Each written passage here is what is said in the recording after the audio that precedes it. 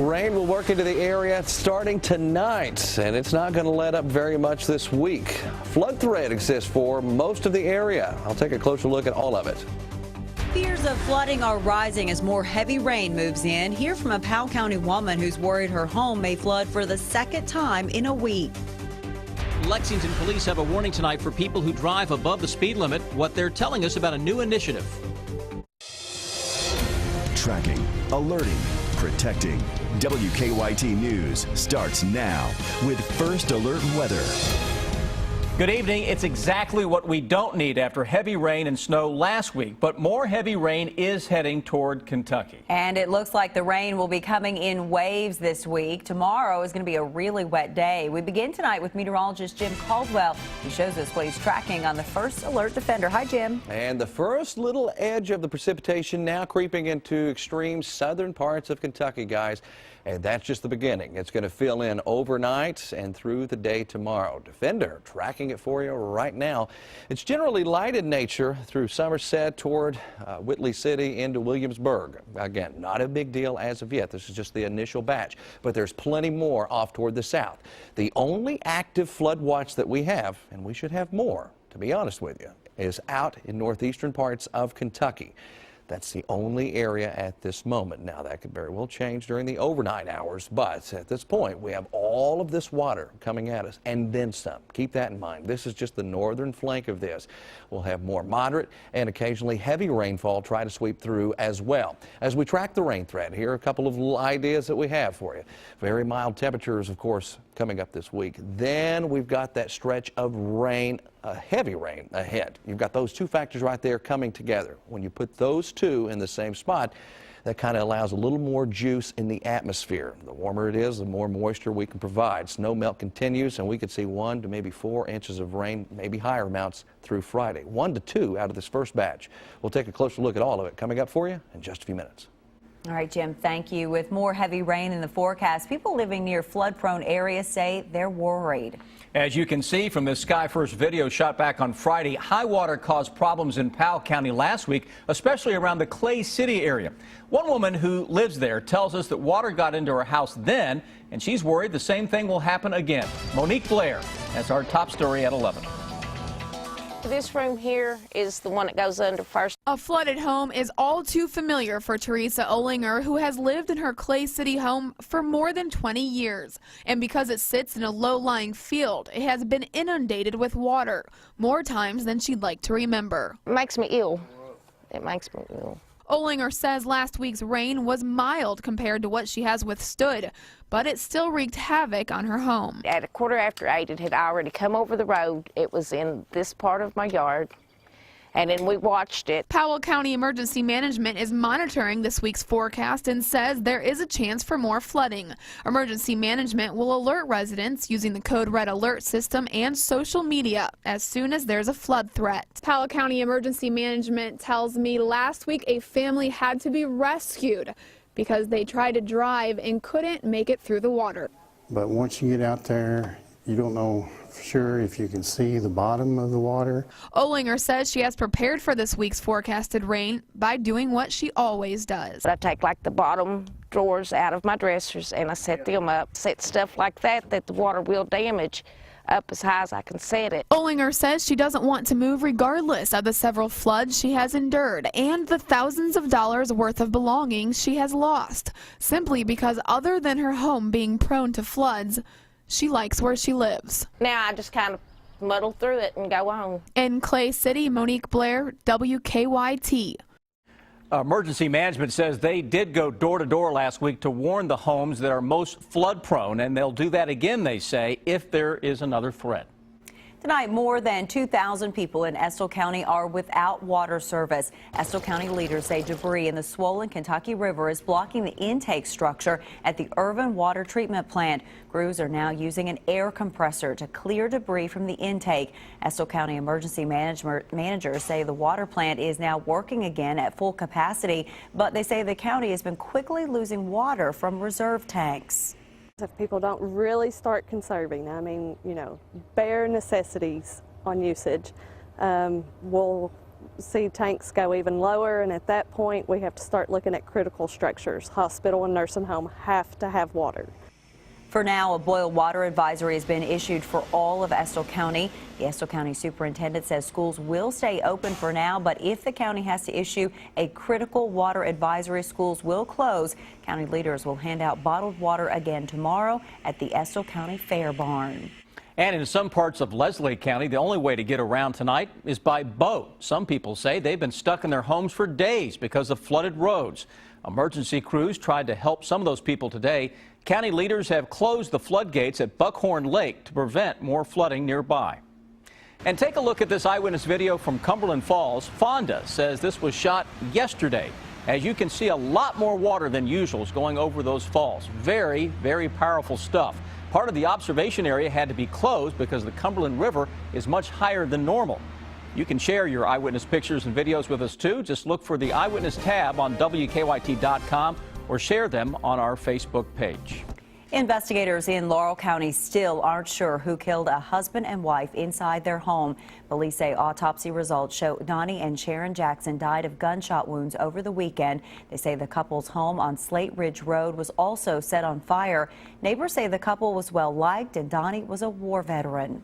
To go in on a man that has guns and pretty well always took care of himself and family and kill two people, I can't comprehend what kind of person could do that.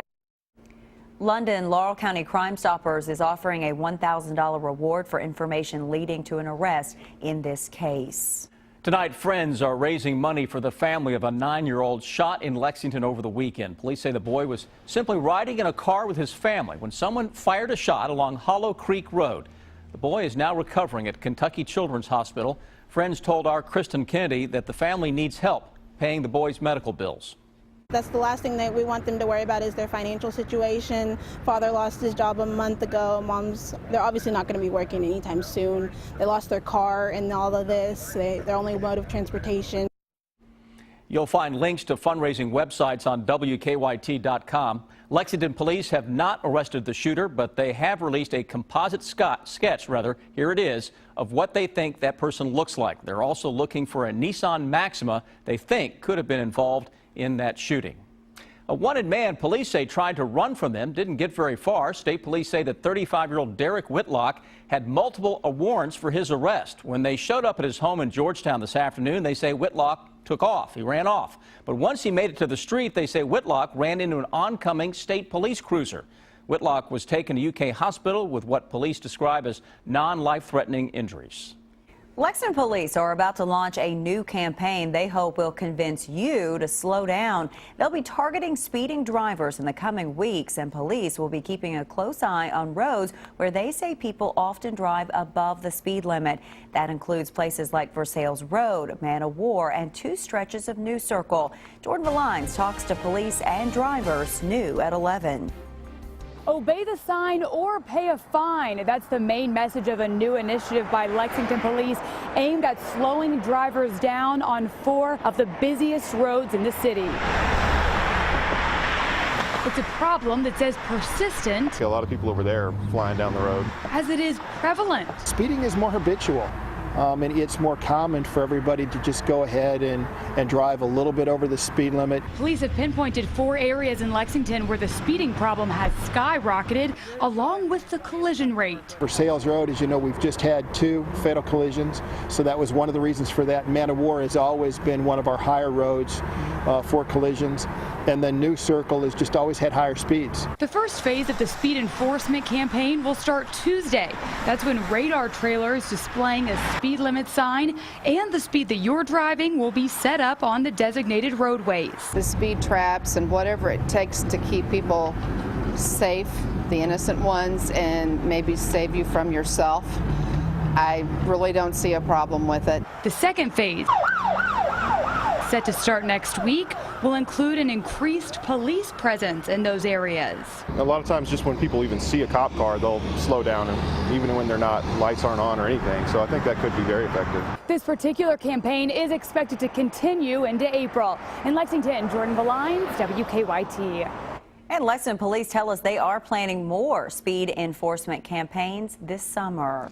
Tonight, emergency crews and the gas company are still on the scene of a gas leak in Paris. Investigators say construction workers hit a gas main along 10th Street late this afternoon.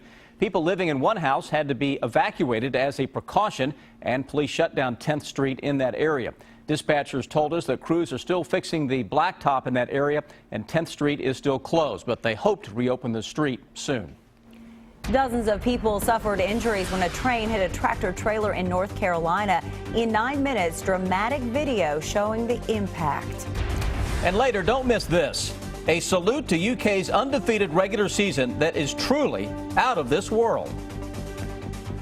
Tonight, newly released video shows the moment of impact when an Amtrak train hit a tractor trailer in North Carolina today. Investigators say at least 55 people were injured during this collision this afternoon. This is northeast of Raleigh. One of those injuries was serious. Investigators say the tractor trailer was stuck on the tracks and could not get out of the way in time. The truck driver, unbelievably, was not injured. Tonight, a University of Oklahoma fraternity has been shut down after some of its members were seen chanting racist remarks in a video. The video joked about lynchings and said black students would never be admitted to Oklahoma's chapter of the Sigma Alpha Epsilon fraternity. Today, the university's president ordered the fraternity house closed immediately and its residents given 24 hours to move out. As they pack their bags, I hope they think long and hard about what they've done. The SAE's fraternity's national headquarters quickly disowned the chapter after the video went viral.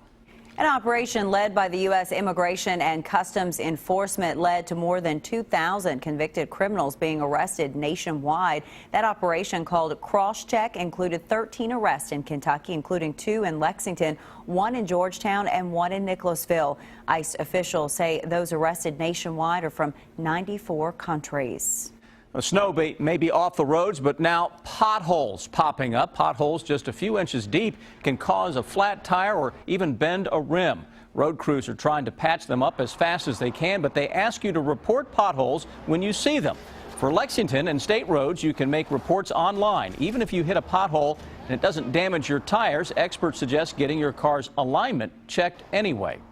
You know, a car may feel like it drives fine, but you can knock an alignment out. It may not be a pulling issue, and then you're going to wear tires down a lot quicker than usually would.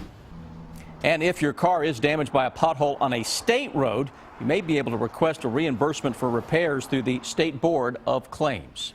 All right, we have all been talking about this next story. It has been in the works for weeks, and today Wildcat Warehouse in Lexington posted a video that you have to see to believe. Take a look. The store launched a t-shirt commemorating UK's undefeated regular season into outer space. This is no joke. The shirt that says undefeated and beyond traveled 100,000 feet into the air. That's about 18 miles. The store says one of the owners has been planning the unique promotion for about a month, even researching the flight path. The owner and his son used a weather balloon armed with a GoPro camera. They launched the t-shirt from Jasper, Indiana this weekend. It traveled 279 miles in 2.5 hours, landing in a wooded area in Pike County. Wildcat Warehouse says it took them 26 hours to track down the camera. We have all watched this at least a couple of times. It's mesmerizing to see. And when it's up there really high, it doesn't flap around. There's no wrinkle. And Jim Caldwell was explaining, I guess there's no wind up there, Jim? Yeah, something like that. So cool, to say the least, right? A lot of people's attention.